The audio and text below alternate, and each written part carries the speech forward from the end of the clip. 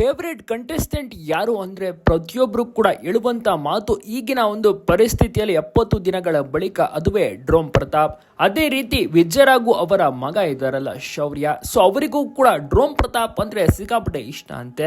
ಯಾಕೆಂದರೆ ಅವರು ಮಾತನಾಡುವ ಶೈಲಿ ಇದೆಯಲ್ಲ, ಸೊ ಇವರೊಂದು ಪೊಲಿಟಿಷಿಯನ್ ಆಗ್ಬಿಡ್ಬೋದು, ರಾಜಕಾರಣಿ ಆಗ್ಬಿಡ್ಬೋದು, ಅಷ್ಟು ಚೆನ್ನಾಗಿ ಮಾತನಾಡ್ತಾರೆ. ಭಾಷಣ ಅಂತೂ ನೆಕ್ಸ್ಟ್ ಲೆವೆಲ್. ಮೊದಲಿಂದಲೂ ಕೂಡ ಇವರು ಅದನ್ನೇ ಮಾಡ್ಕೊ ಬಂದಿದ್ದು. ಸೊ ಅದನ್ನ ಹೊರತುಪಡಿಸಿ ಗೇಮ್ನಲ್ಲೂ ಕೂಡ ಚೆನ್ನಾಗಿ ಭಾಗಿಯಾಗ್ತಿದ್ದಾರೆ. ಆಮೇಲೆ ಡ್ಯಾನ್ಸ್ ಅನ್ನು ಕೂಡ ಮಾಡ್ಬಿಟ್ಟಿದ್ದಾರಲ್ಲ ಒಂದು ಬಿಗ್ ಬಾಸ್ ಮನೇಲಿ, ಅದು ಕೂಡ ಹೈಲೈಟ್ ಆಯ್ತು. ಅದು ವಿಷ್ಣುವರ್ಧನ ಸಾಂಗ್ ಮಾಡೋದ್ರಲ್ಲ, ಅದು ಸೂಪರ್ ಆಗಿ ಮೂಡಿ ಬಂದಿತ್ತು. ಕಿಚ್ಚ ದೀಪ್ ಅವರ ಸಾಂಗ್ ಅದು, ಸೊ ಚೆನ್ನಾಗಿತ್ತು ಸಾಂಗ್. ಅದಕ್ಕೂ ಕೂಡ ಸಖತ್ತಾಗಿ ಡ್ಯಾನ್ಸ್ ಪರ್ಫಾರ್ಮೆನ್ಸ್ ಅನ್ನ ಮಾಡೋದು. ಈ ರೀತಿ ಕಂಪ್ಲೀಟ್ ಆಗಿ ಮನೆಯವರ ಜೊತೆ ಎಲ್ಲರನ್ನೂ ಕೂಡ ಮೋಡಿ ಮಾಡುತ್ತಾ ಎಂಜಾಯ್ ಮಾಡಿಕೊಂಡು ಬಿಗ್ ಬಾಸ್ ಮನೇಲಿ ಆಟ ಆಡ್ತಿದ್ದಾರೆ. ದೀದಿ ಅಂತ ಓಡಾಡ್ಕೊಂಡಿದ್ದಾರೆ. ಸೊ ಒಟ್ಟಿನಲ್ಲಿ ಬಿಗ್ ಬಾಸ್ ಮನೆಯಲ್ಲಿ ಚೆನ್ನಾಗಿ ಆಟ ಆಡ್ತಿದ್ದಾರೆ. ಗೇಮ್ ಪ್ಲಾನ್ ಎಲ್ಲವನ್ನೂ ಕೂಡ ಚೆನ್ನಾಗಿ ಮಾಡ್ಕೋತಾ ಇದ್ದಾರೆ. ಇಷ್ಟ ಆಗ್ತಿದೆ. ಉಸ್ತುವಾರಿ ಅಂತೂ ನೆಕ್ಸ್ಟ್ ಲೆವೆಲ್ ಮಾಡ್ತಾರೆ.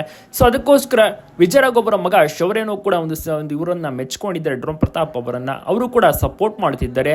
ಬಹುಶಃ ಇಷ್ಟೊಂದೆಲ್ಲ ಸಪೋರ್ಟ್ ನೋಡ್ತಾ ಇದ್ರೆ ಇವರು ಫಿನಾಲೆಗೆ ಬರೋದು ಗ್ಯಾರಂಟಿ ಅನಿಸ್ತದೆ. ನಿಮ್ಗೆ ಅನಿಸಿದ್ರೆ ಕಮೆಂಟ್ ಮಾಡಿ ತಪ್ಪದೆ ತಿಳಿಸಿದಾಗ ಪ್ರತಿಯೊಬ್ಬರಿಗೂ ಕೂಡ ವಿಡಿಯೋನ ಶೇರ್ ಮಾಡೋದನ್ನ ಮಾತ್ರ ಮರಿಬೇಡಿ. ಸೊ ಈ ರೀತಿಯ ಒಂದು ಸಪೋರ್ಟ್ ಸಿಕ್ಕಿದ್ರೆ ಸಾಕು. ಡ್ರೋನ್ ಪ್ರತಾಪ್ ಖಂಡಿತವಾಗಿಯೂ ಕೂಡ 99% ಇವರು ಬಿಗ್ ಬಾಸ್ ಫಿನಾಲೆಗೆ ಬಂದೇ ಬರ್ತಾರೆ. ಸೊ ಚೆನ್ನಾಗಿ ಆಟ ಆಡ್ತಿದ್ದಾರೆ. ನೋಡೋಣ ಏನಾಗ್ಬೋದು ಮುಂದೆ ಅಂತ. ಈ ವಾರವೂ ಕೂಡ ನಾಮಿನೇಟ್ ಆಗಿದ್ದಾರೆ. ಅತಿ ಹೆಚ್ಚು ಓಟ್ಸ್ಗಳು ಬೇಕೇ ಬೇಕು. ಸೊ ಹೀಗಾಗಿ ದಯವಿಟ್ಟು ಓಟ್ಸ್ಗಳನ್ನು ಮಾಡ್ತಾ ಇರಿ. ಎಲ್ಲರೂ ಕೂಡ ಒಂದು 99 ಓಟ್ಸನ್ನು ಮಾಡ್ಬೋದು ಒಂದು ಅಕೌಂಟ್ನಲ್ಲಿ. ಸೊ ಹೀಗಾಗಿ ಓಟ್ಸ್ಗಳು ಬರ್ತಾನೆ ಇರಲಿ. ನಂತರ ಇವರು ಸೇವ್ ಆಗಿ ಆಗ್ತಾರೆ. ಸೊ ಇವರು ನೆಕ್ಸ್ಟ್ ವಾರದಲ್ಲೂ ಕೂಡ ಭಾಗಿಯಾಗ್ತಾರೆ. ನೋಡೋಣ ಏನಾಗುತ್ತೆ ಮುಂದಿನ ದಿನಗಳಲ್ಲಿ ಅಂತ.